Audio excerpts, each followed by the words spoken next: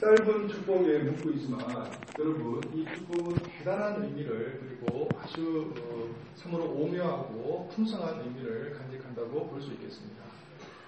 조상 아브라함과 이삭과 내 이름으로 칭하게 해달라고 하는 그 간절한 축복의 문구는 여러분 잘 아시는 대로 무엇을 의미하느냐 하면 구원의 반열에 사랑하는 두 손자마저도 이르기를 원한다고 하는 그런 의미의 뜻을 담고 있겠습니다. 자, 이 세상에서 번식되기를 원한다고 하는 그 축복의 문구는 어떤 의미를 가지고 있느냐 하면 믿음의 조상 아브라함에게 하나님께서 주신 언약의 약속이 있죠. 그리고 이삭에게도 주신 하나님의 언약의 말씀이 있습니다. 뿐만 아니라 야곱에게도 하나님께서 언약하셨습니다. 그 언약의 축복 가운데 사랑하는 두 손자 므낫세와 에브라임 또한 이탈되지 아니하고 외면되지 아니하고 그곳에 간절히 머물기를 원하는 마음으로 축복을 불어 주는 것이죠. 자, 그래서 정리를 하자면 하나의 축복에는 구원의 반열에 이르기를 원한다고 하는 그런 의미의 간절한 축복이 있고요. 또 하나는 언약의 반열에 이르기를 원한다고 하는 그런 의미를 가지고 있겠습니다. 여러분 잘 아시는 대로 므낫세와 그리고 에브라임의 아버지는 애굽의 총리 대신 요셉입니다.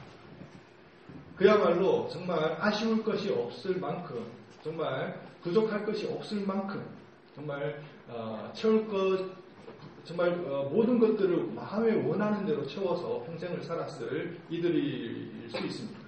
아마 추정을 해보건대 아마도 20살을 전후로 하는 청년이 아니었을까 그렇게 생각이 들어지는데요. 최고의 어떻게 보면 그 문명과 그리고 최첨단의 그런 문물들을 다 섭렵하고 또 그 교육의 환경 속에서 누릴 수 있었던 이들이었습니다. 자, 이런 이들에게 므낫세와 에브라임에게 참으로 귀중한 것이 무엇이었겠습니까? 정말 부족한 것이 이들에게 있기나 했겠습니까? 정말 마음만 먹으면 이 세상에서 가장 넓은 땅을 차지할 수가 있는 사람들이 이들입니다. 마음만 먹으면 가장 많은 노예를 부릴 수 있는 사람들이 또한 이들입니다. 또 그렇죠. 그것뿐이겠습니까? 수없이 많은 군사들을 거느릴 수도 있고 가장 큰 집에서 살아갈 수도 있고 가장 재미있는 놀이기구를 가질 수도 있고요. 그뿐만 아닙니다. 수없이 많은 기업들을 거느릴 수도 있고 자, 이런 어떻게 보면 강력한 건설을 가지고 있는 그 자리에 머무르고 있는 이 므낫세와 에브라임이 무엇이 부족해서 그죠? 지금 죽어가는 할아버지 조부 밑에서 축복을 머리를 조아리며 축복을 받고 있느냐 하는 것입니다.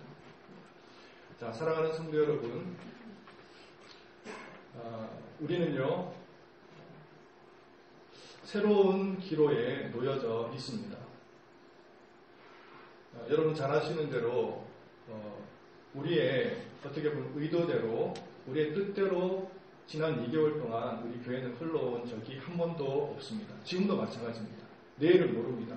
지금 그 봉사를 간장하고 있는 박병희 장로님도 내일 일을 모릅니다. 실은 어떻게 흘러갈지도 모르고 이 봉사가 언제 끝날지도 모르는 상황 속에 우리는 놓여져 있습니다.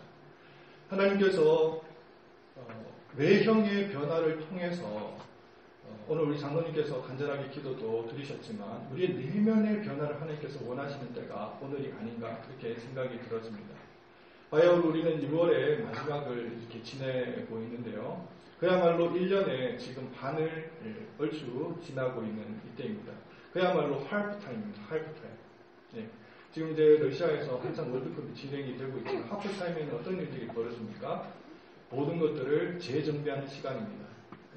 전반전에 어떤 일들이 있었는지를 다시 돌이켜보면서 상기하면서 복귀하면서 잘못된 일들은 혹시 없었는지 그리고 또 다른 후반전에서 정말 이제 그 경기를 펼쳐나가는 데 있어서 효과적이고 그리고 더 탁월한 작전은 없는지를 한번 점검해보는 시간이 이 할프타임이 되겠습니다. 자, 우리 교회는 이제 연중의 반을 지나가고 있는 그런 시점이기도 하거니와 교회에 대단한 어떤 그 변화와 변혁이 일어나고 있는 시점이 오늘날이라고 할 수 있겠습니다. 그러면 오늘날에는 어떤 일들이 벌어져야 하겠습니까? 새롭게 지난날을 돌이켜 반성하면서 반추하면서 이제 남은 6개월을 어떻게 정말 하나님 앞에서 드려야 할지에 대한 분명한 사역의 방향을 설정해야 되는 그 시기가 바로 오늘의 이 시점이 되어야 된다고 하는 것입니다. 사랑하는 성도 여러분, 여러분들께서는 우리가 새롭게 변모하는 이 시점에 있어서 사역의 가장 우선순위로 두어야 될 것이 무엇이라고 여러분들은 생각을 하십니까? 저는 제가 부임 일설로 여러분에게도 말씀을 드린 바가 있지만 저는 첫째도, 둘째도, 셋째도 다음 세대라고 그렇게 생각을 합니다. 우리 연로하신 우리 어르신들 많이 앉아 계시지만 제가 젊은 세대를 더 소중히 여긴다고 해서 우리 연로하신 어르신들을 외면하는 것이 절대 아닙니다. 오히려 다음 세대를 위한다고 하는 것이 곧 우리를 위한 것이고 또 여러 어르신들을 위한 것이라는 게 저는 너무나 잘 알고 있기 때문에 특별히 우리 교회는 이제 다음 세대를 향해서 포커스를 맞춰야 될 거라고 저는 믿고 있는 것입니다. 사랑하는 성도 여러분, 여러분들 자녀들을 기르셨습니다. 여러분들은 부모님이신데요. 여러분들은 무엇을 자녀들에게 물려주기를 원하십니까? 여러분은 한평생 악착같이 살아오셨잖아요. 분명히 자녀들에게 무엇인가 물려주기 위해서 여러분들은 살아오셨습니다. 자, 그런데 불신 부모들이 무엇을 남기고 떠나는지에 대해서 다윗이 매우 날카로운 통찰력을 가지고 전국을 지은 부분이 있는데요. 시편 7편 14절은 이렇게 말하고 있습니다. 이 세상에 살아있는 동안 그들의 분깃을 받은 세상 사람들은 주의 제물로 배를 채우고 살면서 자녀로 만족하는 즐거움이나 누리다가 결국 죽을 때에는 오직 그들의 남은 산업을 그들의 어린 아이들에게 물려주는 것 밖에는 더 할 수 없는 자라고 정확히 지적해 주고 있습니다. 불신 가정의 부모님들은 무엇을 남겨주고 떠난다고요? 고작 해봐야 그들이 평생 긁어 모았던 남은 산업들을 고스란히 어린 나이에 물려주고 떠날 뿐이라고 하는 것입니다. 남은 산업이라고 하는 것은 무엇입니까? 재산입니다. 재산. 예. 고작 해봐야 재산 남겨주고 떠나는 것이죠. 저는 이 말씀을 상기하면서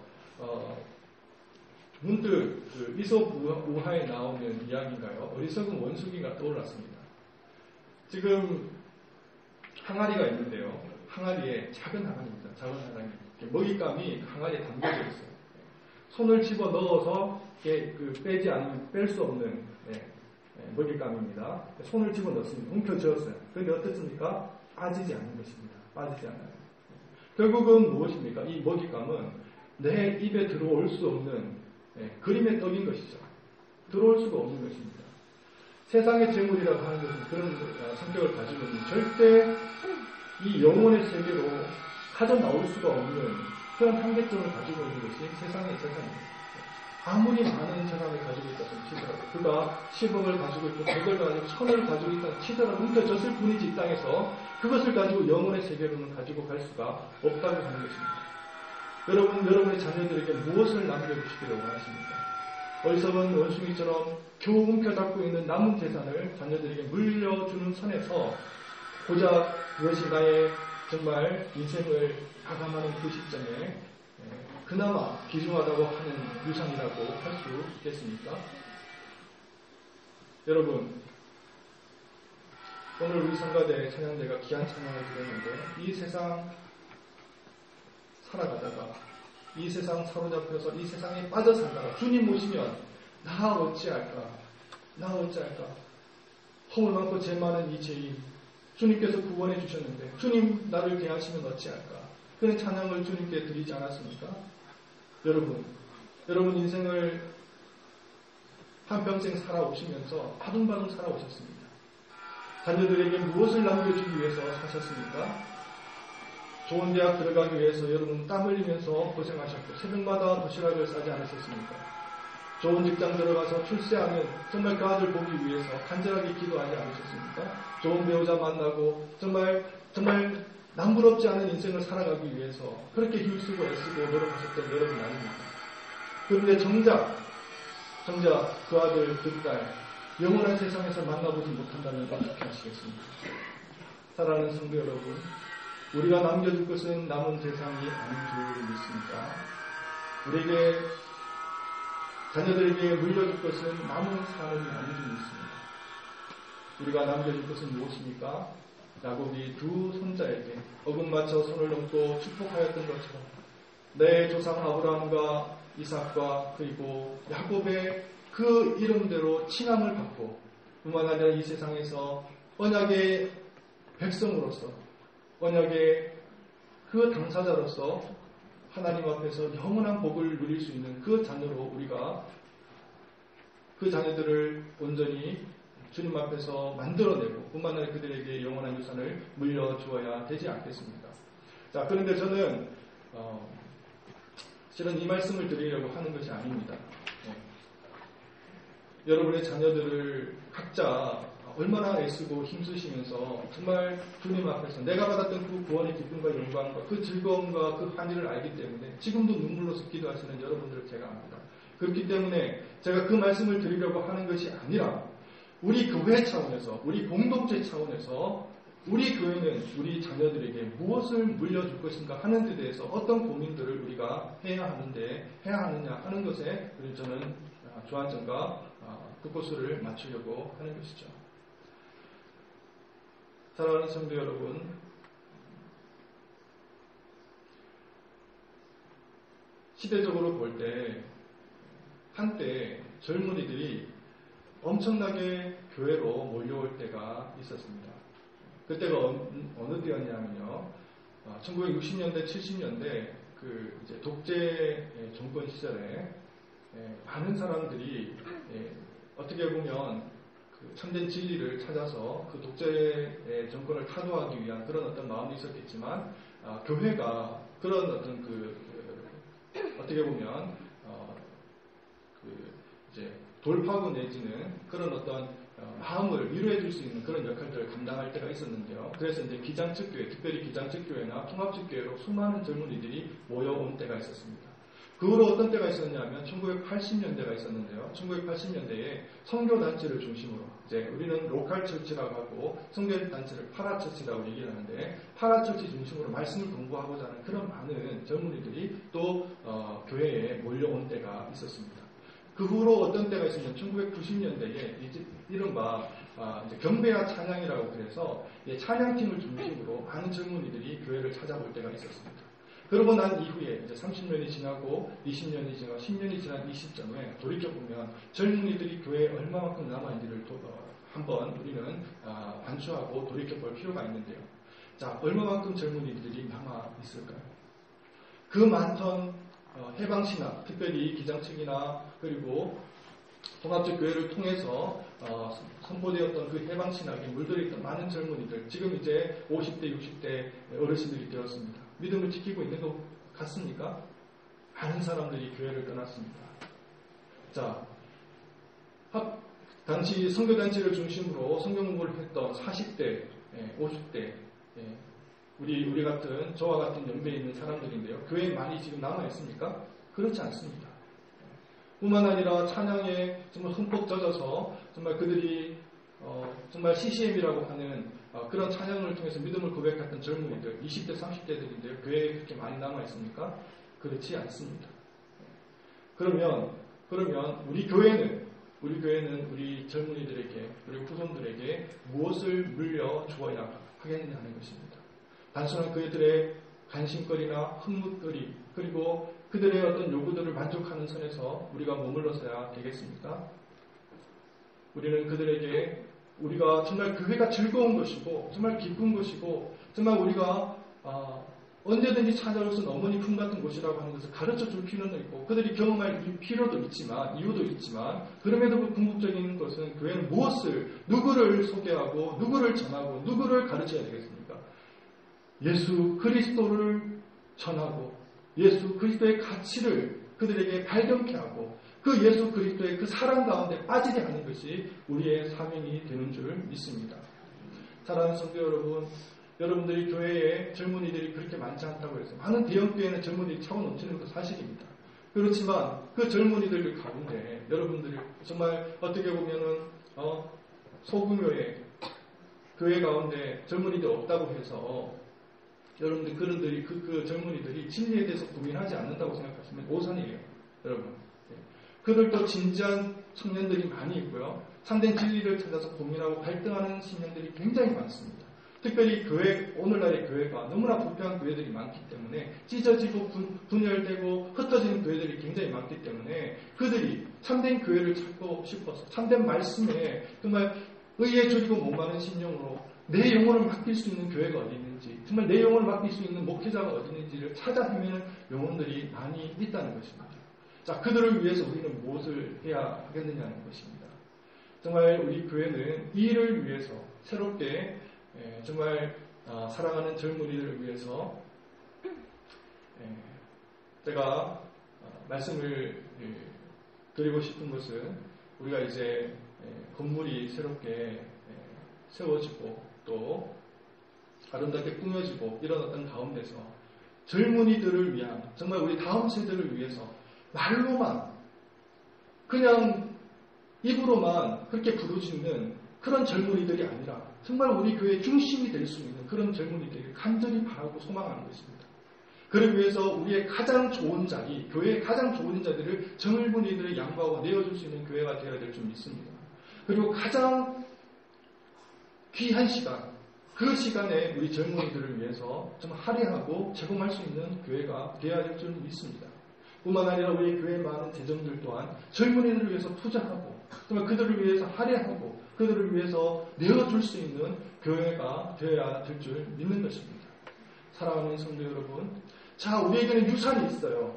정말 귀한 유산이 있습니다. 영원한 유산이고 정말 우리가 보배와 같은 이 땅에서만 누릴 수 있는 것이 아니라 저 세상에서도 간직할 수 있는 귀한 보배를 우리가 가지고 있고 그 유산을 가지고 있는데 문제는 뭐냐면 이 유산을 물려받을 상속자가 없다는 것입니다. 우리는 다 가지고 있는데 상속자가 없으면 무슨 소용이 있겠느냐는 것입니다. 여러분, 세대는 30년을 기점으로 변화됩니다. 여러분 20년 뒤에 30년 뒤에 우리 교회를 여러분 상상하실 수 있겠습니까? 지금 젊은이들이 없고 지금 자라나는 주일학 학생들이 없는 예강교회는 무슨 소용이 있고 무슨 의미가 있겠습니까? 사랑하는 성도 여러분, 유럽교회를 보십시오. 서구 열방교회를 보십시오. 우리는 그 교회를 분명히 따라가게 될 터인데 왜 우리는 교우 급급해서 우리의 혈안이 되어 있는 우리 눈앞에 보여진 것만 위해서 애쓰고 그리고 그것에 함몰해 있느냐 하는 것입니다. 사랑하는 성도 여러분, 이를 위해서 참으로 애쓰고 힘쓸 수 있는 저와 여러분 되시기를 간절히 소망합니다. 우리 젊은이들을 위해서, 우리 주일학교 아이들을 위해서 가슴에 품고 눈물로써 호소하고 기도할 수 있는 우리 예강교회가 되기를 원합니다. 이제는 참으로 그들을 위해서 모든 것을 할애하고 그 중심에 예수 그리스도의 그 이름을 그 심령 가운데 못 박을 수 있는 놀라운 역사가 일어나기 위해서는 우리 교회의 중심에 그들을 사랑하는 젊은이들을 세워야 될 줄 믿습니다. 사랑하는 성도, 이를 위해서 합심하고 우리가 한 마음으로 기도하고 또 머리를 맞대면서 고민하고 같이 기도하실 수 있는 저와 여러분 되시기를 바랍니다. 기도하겠습니다. 사랑과 우리가 기도하시는 하나님 아버지, 젊은이들이 일어나야 되겠습니다. 빨리 예방